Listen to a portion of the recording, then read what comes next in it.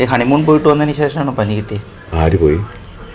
മറ്റേ ഒരു ട്രിപ്പൊക്കെ പോയില്ലേ? ഞങ്ങൾ എവിടെയും പോയില്ല. ഞങ്ങൾ പോയത്, ഞാൻ ഹൈദരാബാദിൽ NFTC നെറ്റ്ഫ്ലിക്സിൻ്റെയും ഈ പേൾ അക്കാഡമിയിലെയും ഒരു ട്രെയിനിങ് പ്രോഗ്രാം വോയിസ് ബോക്സ്, അത് ഞാൻ വോയിസ് ട്രെയിനറാണ്, നേരത്തെയും ചെയ്തുകൊണ്ടിരുന്നതാണ്. അത് ചെയ്യാൻ വേണ്ടി ഹൈദരാബാദ് പോയി.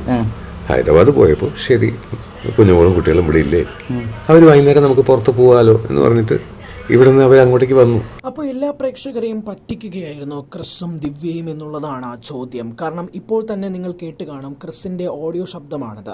ഹണിമൂണിന് പോയിട്ടില്ല എന്നുള്ളതാണ് ക്രിസ് പറയുന്നത്. അതായത് ഹൈദരാബാദിൽ ദിവ്യയും ദിവ്യയുടെ മക്കളും ക്രിസും എല്ലാവരും കൂടി ചേർന്ന് പോയത് ഒരു വർക്കിൻ്റെ ആവശ്യത്തിനാണ്, അല്ലാതെ ഹണിമൂൺ ആവശ്യത്തിനല്ല എന്നുള്ളത് തന്നെയാണ്.